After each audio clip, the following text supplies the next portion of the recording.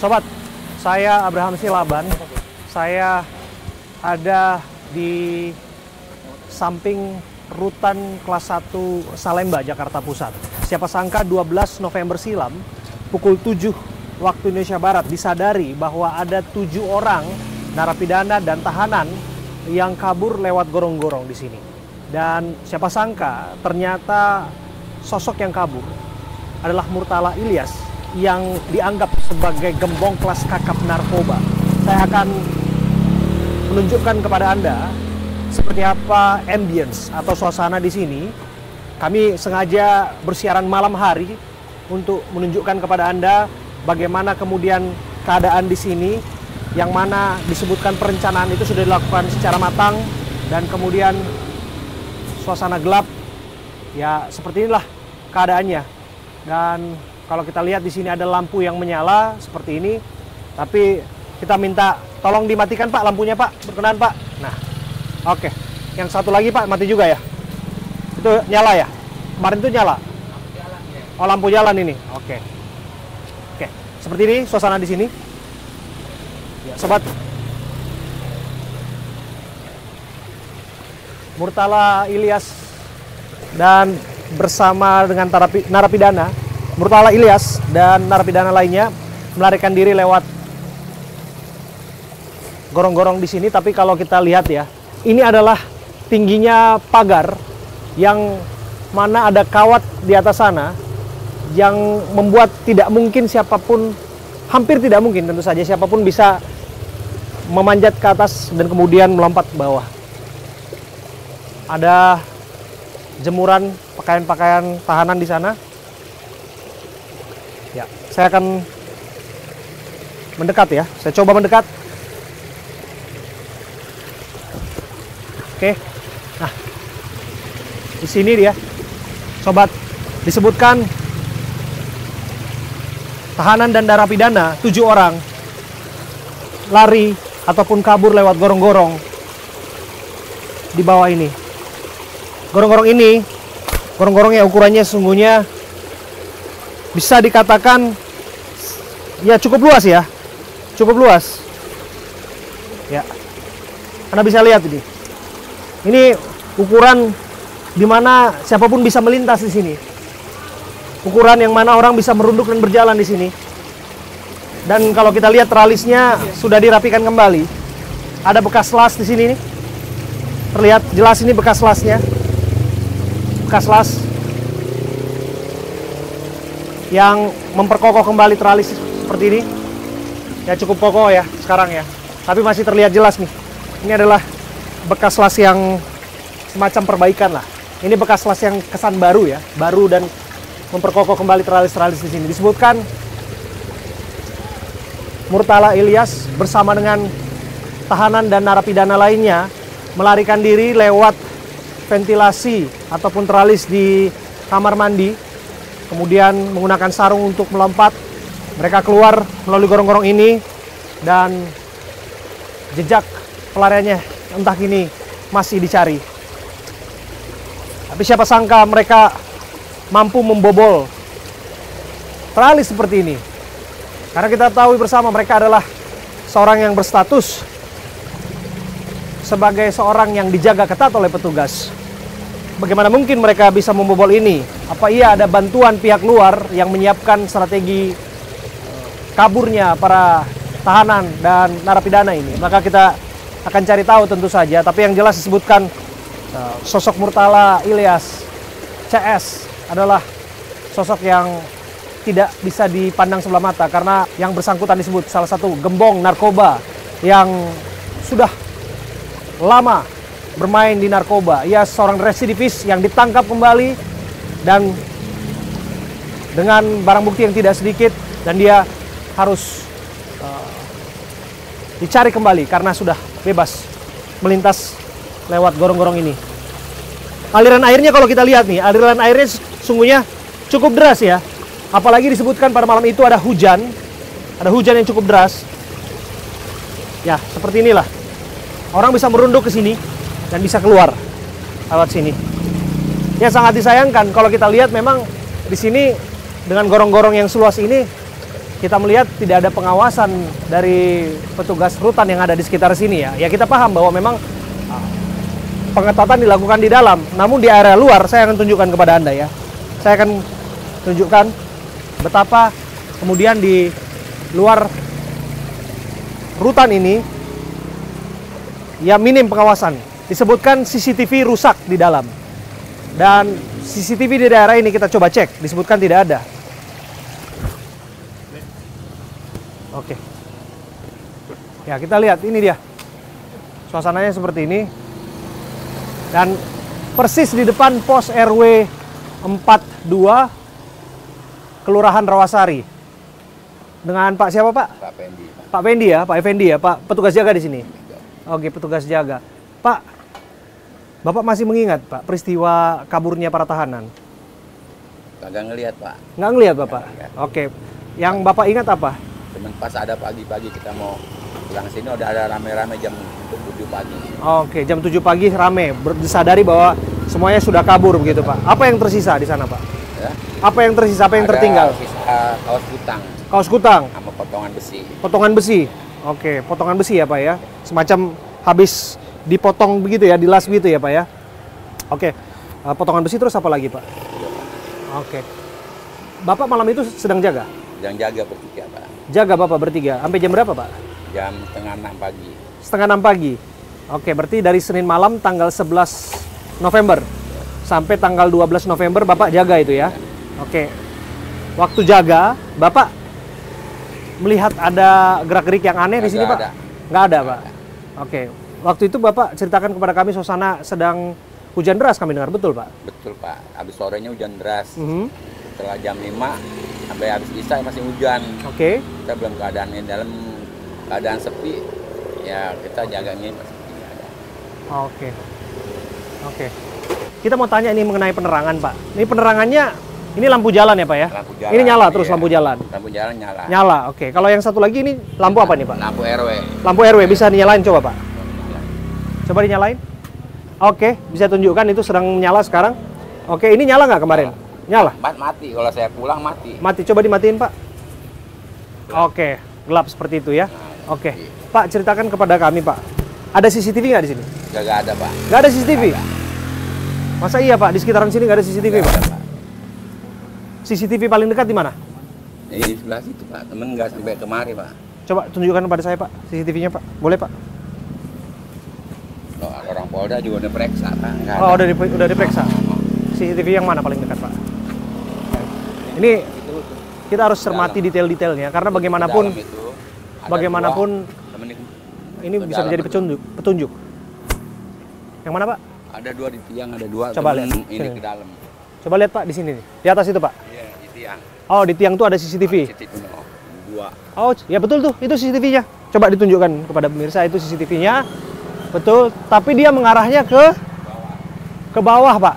Iya. Kok bisa mengarah ke bawah ya CCTV-nya ya? Kurang tahu deh itu. Lah, apa yang mau dia jaga dari bawah? Harusnya kan dia mengarah ke arah jalan.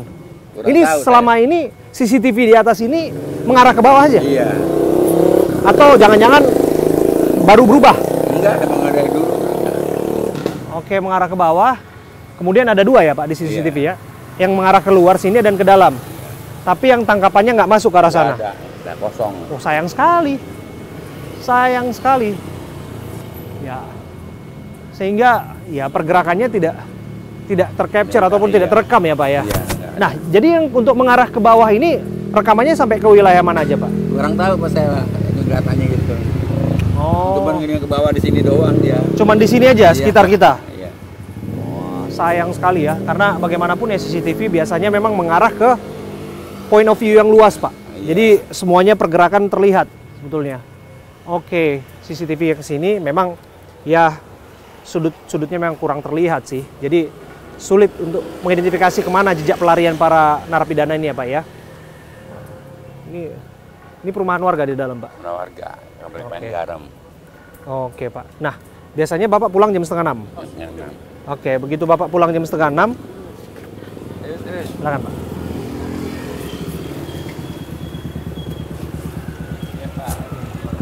Oke, begitu Bapak pulang jam setengah 6, Pak, Bapak ada melihat sesuatu atau mencurigai sesuatu, Pak? Nggak ada. Nggak ada, Pak. Bapak matiin lampu tentu, Iya, pulang ya, Pak ya? pulang. Oke, terus Bapak sempat melihat ada gerak-gerik orang yang berusaha untuk membantu orang melarikan diri dari dalam? Agak ngelihat, nggak ada. Nggak ngelihat. Oke. Oke, ya itu dia tuh. Biasanya memang ditinggal begitu aja ya, Pak ya? Iya. Tinggal begitu aja. Dan memang sangat disayangkan. Bapak ini memang bertugas untuk jaga Wilayah komplek. wilayah komplek, bukan Ya. tanggung jawab rutan. Iya. Ya memang Bapak sudah melakukan tugas Bapak begitu, Pak. Pak, saya mau nanya, pernah nggak mau ditambah penjagaan di sini, Pak? Atau semacam ada apa istilahnya ya? Mereka berusaha untuk menambah pos jaga lah, pihak rutannya segala macam. Nggak ada, Pak. Nggak ada. Oke. Dan gorong-gorong itu memang seluas itu ya, Pak? Iya. Ya? Nggak berubah dari dulu, Pak? Enggak. Dan tralisnya lapis 2 sebelumnya atau memang sudah satu lapis saja? Satu lapis, itu baru ditambah. Oh, itu baru ditambah? Oke. Jadi tralisnya sekarang ditambah ya, Pak ya? Oh, sangat disayangkan sungguhnya. Jadi, dan ini menjadi evaluasi tentu saja karena bagaimanapun kalau disebutkan ya kalapasnya sudah dinonaktifkan dan ada investigasi mendalam, ya kita tunggu saja bagaimana tindak lanjutnya ke depan. Nah, harapan Bapak nih sebagai warga yang tinggal di sini, bagaimanapun Bapak ada loh persis di depan posisinya ya, Pak ya. Gorong-gorong. Di gorong-gorong itu, persis di depan gorong-gorong tempat pelarian itu, Bapak sebut bahwa upaya pelarian itu tidak Bapak lihat, betul? Nggak lihat. Teman Bapak tidak lihat juga. Nggak ngelihat. Bapak jaga sampai jam 5:30 pagi. Ya. Bapak matiin lampu, tidak ada Nggak ada orang mencurigakan. yang mencurigakan. Tralisnya masih berdiri kokoh. Tralisnya saya nggak perhatiin ke situ. Nggak perhatiin ke situ. Iya. Mungkin kalau perhatiin dia udah bengkok kali, udah siap bakal dia lari mungkin. Kalau kita perhatiin dia mungkin kagak lari. Oh, Bapak Iya. menduga bahwa tralis itu sudah Iya. disiapkan untuk kabur ya. Betul. Kalau memang disebutkan jarak waktu pukul 5:30 dan baru disadari pukul 7 ya, Pak. Ternyata sudah ada yang kabur, kira-kira begitu, Pak. Nah, dari sepenglihatan Bapak atau perkiraan Bapak, pergerakannya ke arah mana, Pak? Arah cetakan negara ke jalan raya. Oh, ke arah jalan raya. Iya. Karena itu ke arah jalan umumnya ya, Pak ya. Kalau ke dalam nggak mungkin komplek. Oh, karena ke arah kiri kita adalah komplek ya, Pak ya. Komplek perumahan, Pak. Iya. Perumahan apa, Pak? Pengen garam. Oh, PN Garam. Oke. Siap, Pak. Jadi kemungkinan larinya ke arah percetakan negara. Iya. Gitu. Dan bagaimanapun ya, itu informasi yang barangkali sekarang pun sudah dianggap percuma karena ya tentu saja mereka sudah menyembunyikan diri di tempat yang barangkali hari ini butuh kerja ekstra untuk petugas melacaknya. Kira-kira demikian. Terima kasih ya, Pak ya. Dan tentu saja kita akan dukung bagaimana upaya pengejaran para narapidana yang kabur, dan kita akan lihat karena disebutkan ini gembong narkoba kelas kakap Murtala Ilyas. Sobat saya Abraham Silaban, saya akan menunjukkan kepada Anda secara eksklusif satu tempat yang memang belum pernah diekspos ke publik. Ini tempat tentu saja menjadi safety, tempat di mana semua barang bukti yang kaitan dengan narkoba disimpan di sana. Dan segala tangkapan yang masuk di bawah Barreskrim Polri akan dibawa ke sana. Dan kita akan lihat bagaimana pengamanan yang dilakukan di sana. Tentu ini kaitannya dengan komitmen untuk memastikan bahwa setiap barang bukti itu tidak tercecer dan itu juga akan kemudian dihanguskan dan para tersangka akan ditindak, melacak dari barang bukti itu, melacak dari transaksi keuangan dan lain sebagainya. Ini belum pernah dibuka dan ini hal yang luar biasa bagi saya, Abraham Silaban. Saya akan bersama dengan Dir Dipit Narkoba Barreskrim Polri, Brigadir Jenderal Polisi Mukti Juharsa. Bang Mukti, apa kabar? Sehat, Bang? Pak B, selamat siang. Sehat, Bang? Alhamdulillah sehat. Iya. Bang, ini betul ya, belum pernah ada media satupun yang masuk ini adalah ke ruang barang bukti. Pengamanan barang bukti yang cukup ketat, super ketat ya. Di mana kita menghindari adanya penyalahgunaan wewenang oleh anggota terhadap barang bukti kita. Oke. Akan tunjukkan barang bukti yang ada di dalam, tapi yang kita tunjukkannya yang di Bali, karena yang lain sudah dimusnahkan, dan barang bukti kemarin sudah dipindahkan, sudah diambil oleh Polda masing-masing untuk dimusnahkan di Polda masing-masing. Ya, sekarang kita hanya bisa melihat barang bukti hasis yang di Bali, yang mungkin minggu depan juga akan dimusnahkan juga oleh kita semua. Oke, luar biasa. Berarti memang di sini ekstra safety Ekstra safe ya. Ini adalah kunci pertama dipegang oleh Pak Wadir, namun karena Wadir sudah pindah tugas, maka dipegang oleh Direktur. Ya, ini kunci pintu pertama. Ya, kita akan masuk ke sini. Ini adalah ruang barang bukti. Sekali lagi saya bersama dengan Brigadir Jenderal Polisi Mukti Juharsa akan masuk ke dalam dan melihat segala bentuk barang haram yang berhasil diamankan masuk ke ruangan ini. Dan kita akan coba masuk. Ini ya, ini kunci pertama ya. Kunci pertama dipegang oleh Wadir, berikutnya adalah ini kunci kedua yang dipegang oleh Kasubag Binob. Mana Binob? Coba dibuka. Oke, silakan masuk, Mas. Oke, Anda bisa lihat ini, seperti ini ruangannya dan memang berlapis dengan model penutup pintu seperti ini yang ini otomatis tentu ya. Ini udah sistemnya by otomatis dan by sensor tentu saja. Dan kita lihat ini Urtu mana? Urtu coba. Nah ini ada tiga dari Bakop dan Urtu yang megang kunci di sini. Nah, ini dari Urtu ya, dari pihak Urtu. Jadi sengaja dibuat berlapis-lapis. Ya, satu orang hanya megang berapa kunci, tidak bisa semua dipegang kunci. Jadi masuknya masih bareng-bareng. Ya, oke. Buka. Ya, jadi ada Wadir, ada Bakop sama Urtu yang buka pintu depan nih aja baru. Baru pintu depan. Dia sangat sulit sekali. Dir aja nggak bisa masuk ke depan. Dalam langsung, hanya cukup depan. Tunggu bentar. Dir aja nggak bisa masuk? Nggak bisa, ya. Kecuali hanya pintu depan. Kecuali Dir manggil semua stafnya untuk buka baru bisa pengecekan. Se-safety itu berarti, Bang? Iya, harus demikian. Memang prosedurnya seperti itu, SOP yang dibangun? SOP yang begitu. Oke, dan termasuk transfer keluar masuk barang yang masuk ke dalam ataupun keluar juga harus mengikuti prosedur yang sama? Ya, harus, karena tiap orang megang kunci berbeda-beda. Setiap orang harus bisa membuka kuncinya masing-masing. Jadi tidak bisa Subdit hanya membuka. Ya seperti sekarang kita buka ya, udah kebuka oleh sebuah. Nah sekarang ini Subdit nih. Ini juga dari pihak direktur ya, Subdit, oleh direktur Urtu dan dan Bakop ya. Tidak bisa membuka kunci ini. Ini ada kunci-kunci masih ada tim IC ya, semua lengkap ya. Ini Subdit ya. Ya.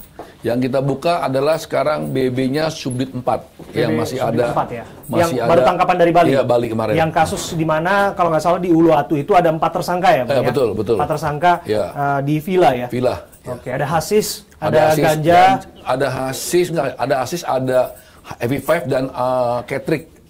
Model baru Vape yang digunakan sebagai hasis. Jadi hasis yang dicairkan digunakan dijual bebas. Ini yang takut disalahgunakan oleh para pemuda. Inilah modus operandi baru yang digunakan oleh para pelaku untuk mengelabui masyarakat sehingga masyarakat itu terjerat oleh narkoba. Jenderal, izin sebelum kita ke sana, saya lihat ini loker-loker ya. Ini kalau kita hitung ini loker 1, 2, 3, 4, 5, 6, 7, 8, 9, 10. Ya 10 blok lah bisa dikatakan. Tapi kalau kita lihat ya ada juga di situ tuh ada semacam kotak-kotak ya? Ya kotak-kotak ya semacam ini mereka yang gitu ya? Mereka bisa yang buka yang Subdit, tidak bisa yang lain.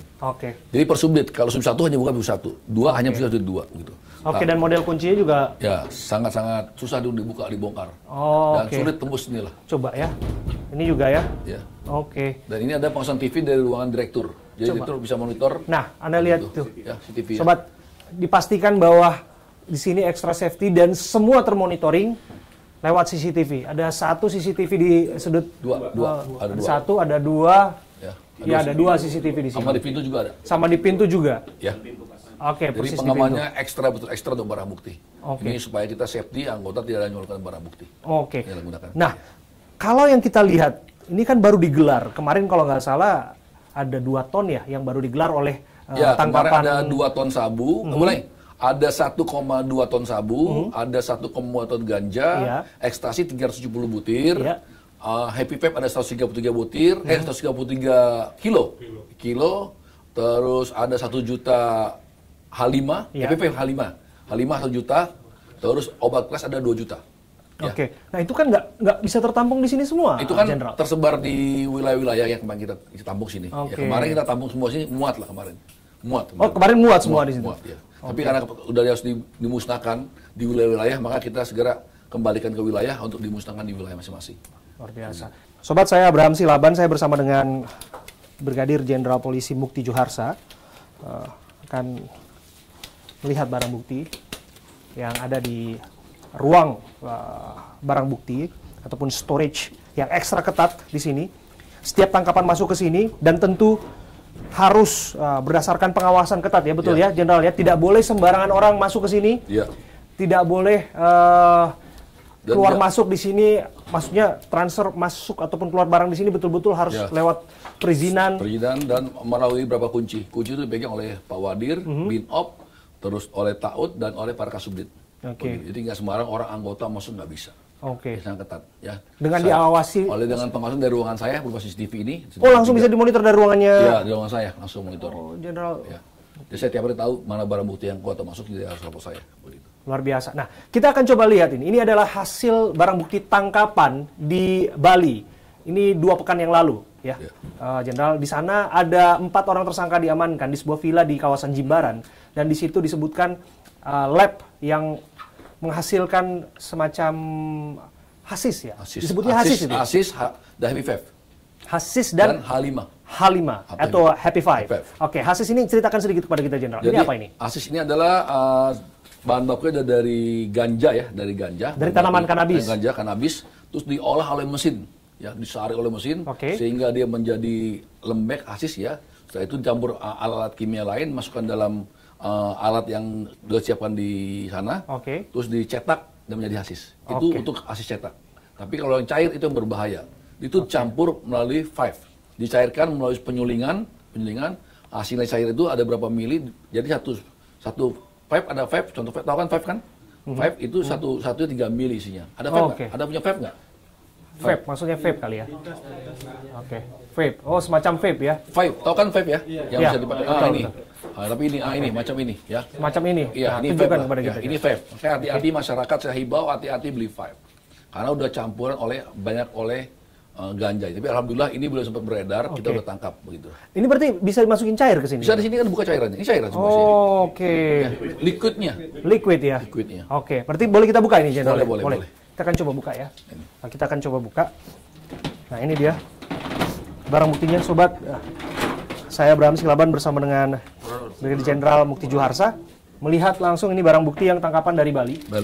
Ini ada 133 kilogram untuk hasisnya saja. Iya. Jadi kalau kita rupiahkan ya, bukan harga dikonversi ke rupiah, mungkin sekitar 1,5 triliun.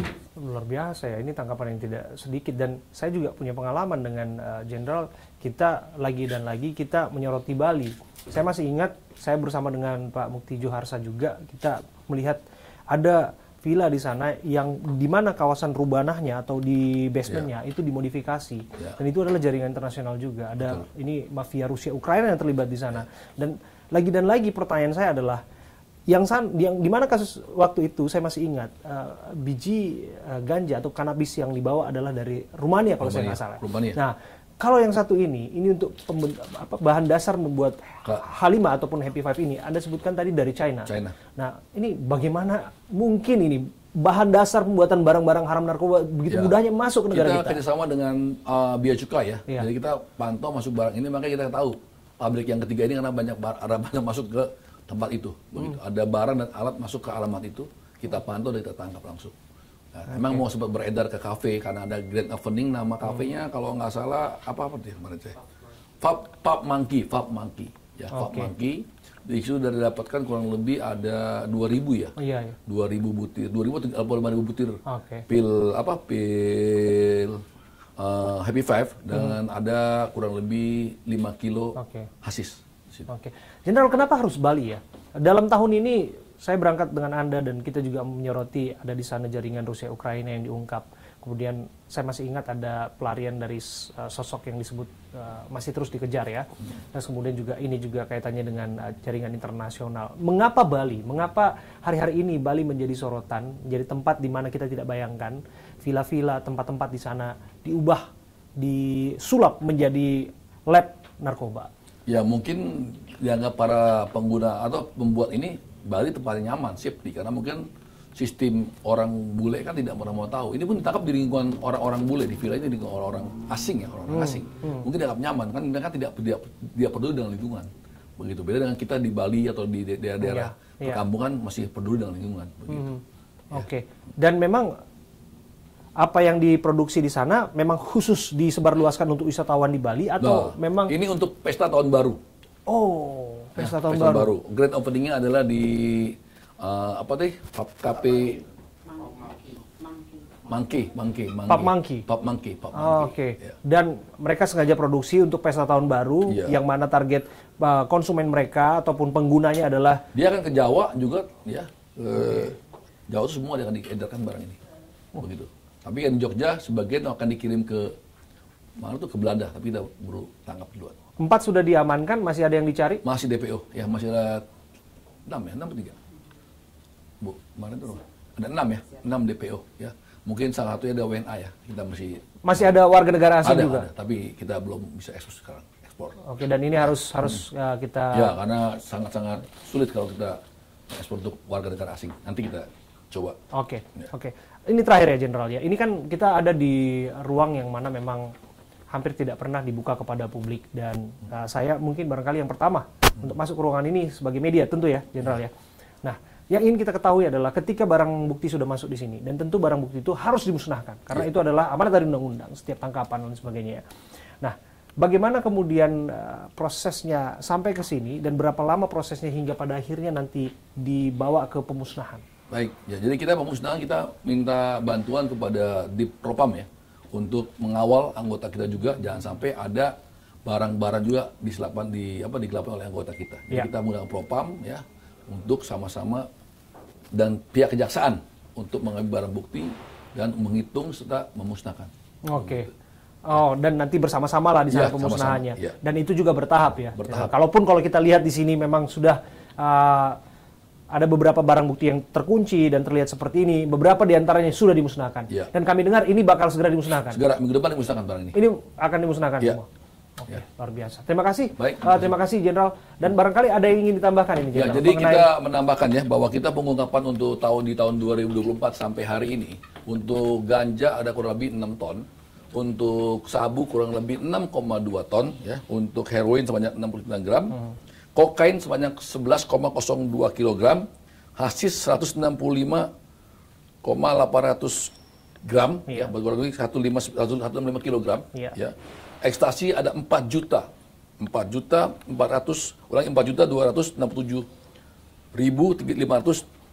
butir ya. Tembakau gila sebanyak 1,5 ton. Kalau kita rupiahkan, jumlahnya adalah sebanyak 9,8 triliun untuk pengungkapan di tahun 2029 sampai hari ini.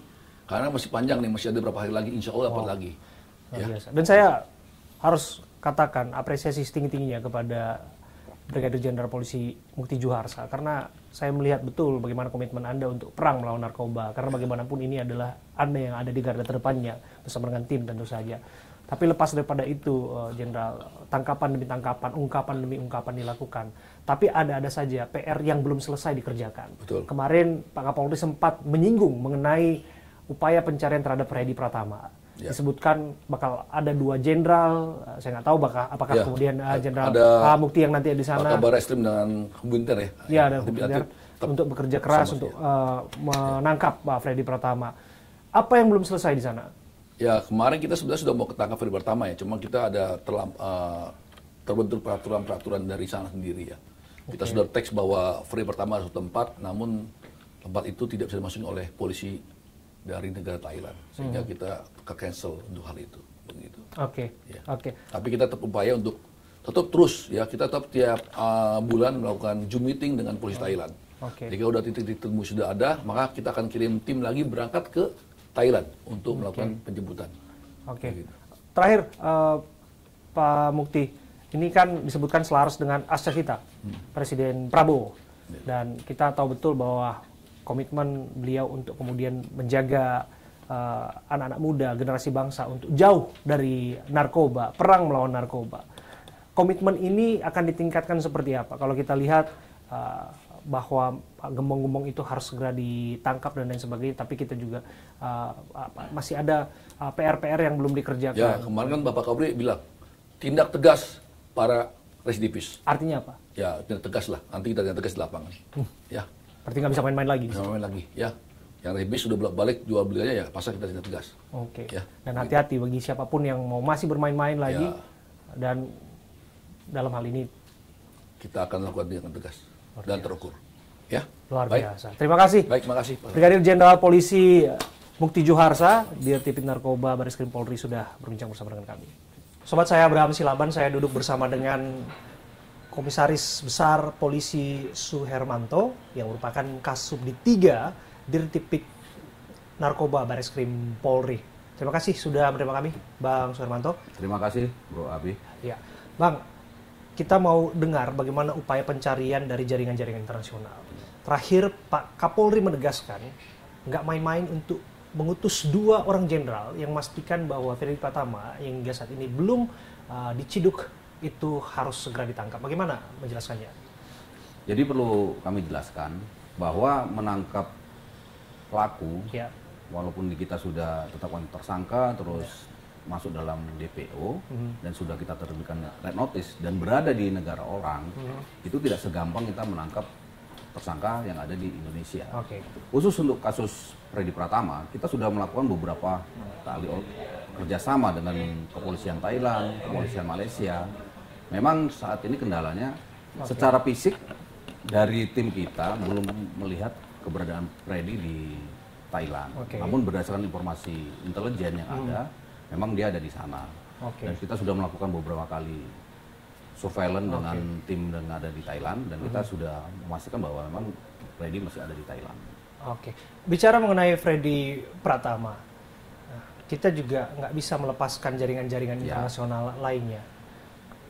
Bahkan kita mendengarkan ini ada satu hal yang mengejutkan ketika di Lapas Salemba, warga binaan yang mereka adalah kasus-kasus narkoba, mereka melarikan diri. Ya. Bahkan ada nama besar di sana, Murtala Ilyas. Ya. Ini bagaimana Abang menjelaskan, betul tidak Murtala Ilyas ini adalah jaringan dari Freddy Pratama? Jadi kalau untuk di jaringan Asia Ya. yang beroperasi di Indonesia, kalau barang-barang narkotika yang ada di Indonesia kan ada dua sindikat yang bermain. Pertama Golden Crescent yang berada di Timur Tengah, Ya. itu biasa masukkan melalui kapal, Ya. dan jumlah barang bukti yang mereka masukkan ke Indonesia juga cukup besar. Oke. Yang kedua jaringan Golden Triangle, yaitu jaringan yang beroperasi di daerah Asia, Thailand, Laos, terus Myanmar. Ini kelompok-kelompok ini terafiliasi beberapa kelompok, salah satunya Freddy Pratama, Iya. yang paling besar. Namun dalam memasukkan sabu ke Indonesia, mereka kan butuh orang-orang jaringan lain bekerja sama, salah satunya Murtala.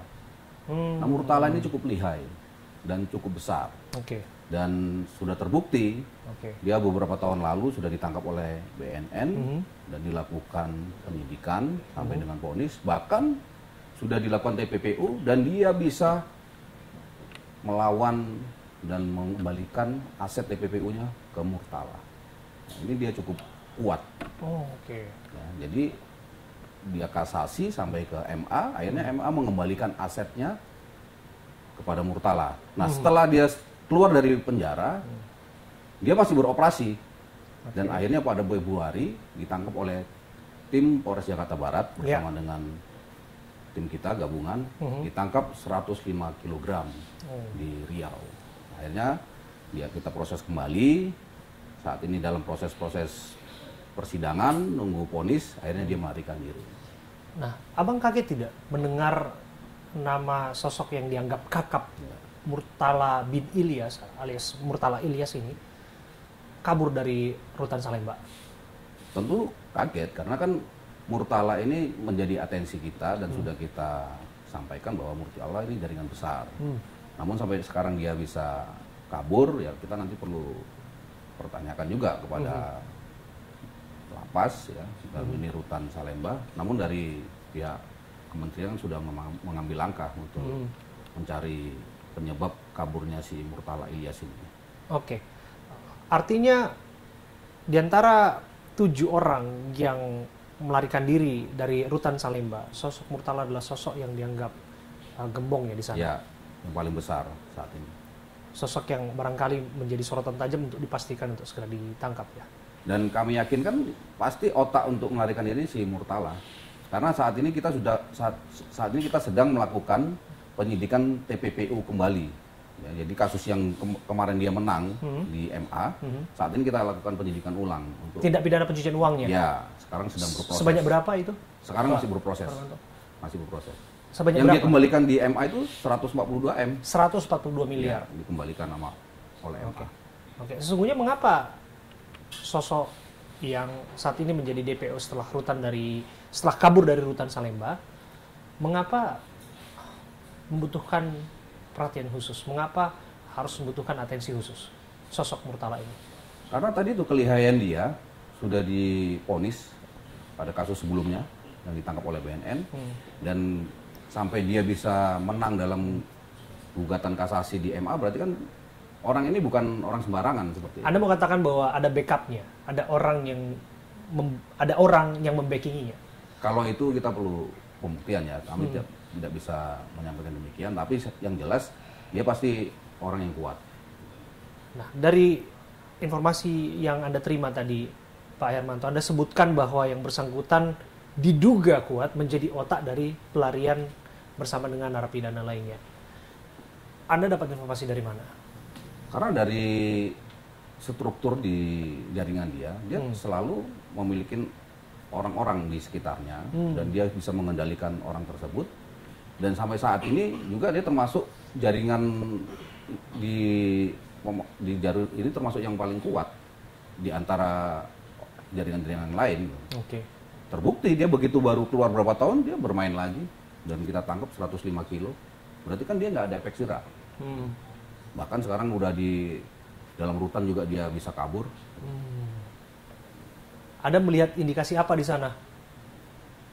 Ya silakan aja nanti Bro Abid bisa tanyakan ke lapas, ya, ke rutan, mungkin bisa dijawab oleh beliau-beliau yang ada di sana. Oke. Iya. Terakhir nih Pak Suharmanto, mengenai Murtala ya terakhir nih. Berapa tim yang diturunkan dan ada indikasi temuan apa dan kemana arah pelariannya? Apakah kemudian ia masih dideteksi berada di Indonesia atau jangan-jangan ia sudah berada di luar wilayah kedaulatan Indonesia? Jadi kalau dari data yang kita punya, kan saat ini semua data pribadi, KTP, paspor kan sudah kita amankan.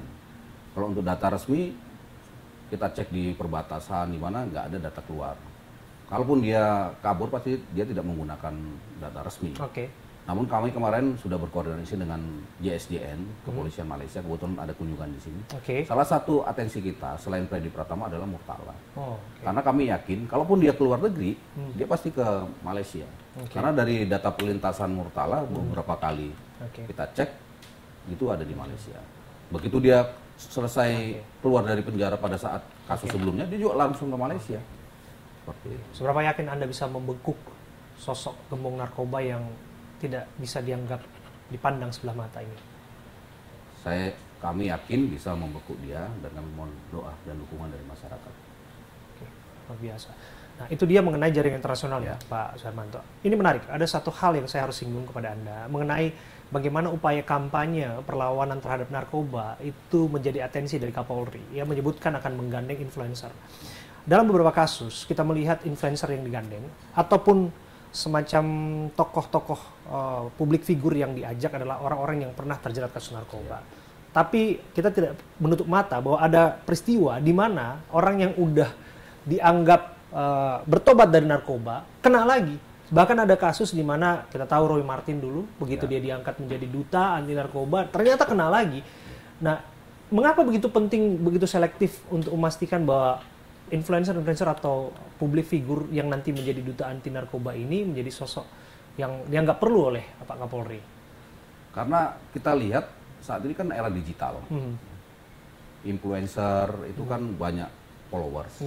Harapannya dengan menggunakan influencer yang banyak followers ini bisa menyampaikan pesan-pesan edukasi tentang bahaya narkoba. Dan kami harapkan juga yang menjadi duta anti narkoba nanti tentu saja yang harus bersih dari narkotik ataupun orang yang sudah pernah kena namun benar-benar dia sudah sembuh gitu. Tapi kalau memang nanti kita temukan ada beberapa teman-teman mungkin Bro AB berkenan atau nanti kita lihat juga bisa memenuhi kriteria, ya apa salahnya seperti itu. Oh ini menarik ini. Ya. Jurnalis ditawari menjadi duta anti narkoba, itu nampaknya belum pernah terjadi. Ya bisa saja kan, yang penting Anda bisa memberikan edukasi kepada masyarakat tentang bahaya narkoba dan bisa menjadi contoh juga dalam kehidupan sehari-hari memang benar-benar jauh dari dunia narkoba. Terima kasih Pak Suhermanto, dan saya betul-betul tersanjung atas itu, dan bagi saya pun itu tanggung jawab yang tidak bisa dipandang sebelah mata dan harus ditekuni serius karena ada kampanye besar perang melawan narkoba di sana, ada komitmen besar. Tapi terakhir ini, untuk memastikan kemudian itu berjalan efektif lagi dan lagi, tidak hanya sekedar ini slogan, apa imbauan Anda, apa yang ingin Anda sampaikan? Jadi untuk perang melawan narkoba ini butuh semua elemen, Ya. bukan hanya aparat penegak hukum, namun juga masyarakat, ya tokoh-tokoh masyarakat semua harus bersama-sama menyatakan bahwa perang terhadap narkoba, tidak ada toleransi terhadap narkoba. Begitu juga untuk anak-anak muda, jangan mencoba-coba menggunakan narkoba, karena kalau sudah mencoba, ketagihan sudah selesai. Oke. Dan itu selaras dengan asca cita Presiden Prabowo. Ya. Oke, untuk memastikan generasi muda kita jauh dari narkoba ya. Oke. Terima kasih. Oke. Kombes Pol Suhermanto, Kasubdit 3 Dirtipid Narkoba Baris Krim Polri sudah berbincang bersama saya. Terima kasih. Terima kasih.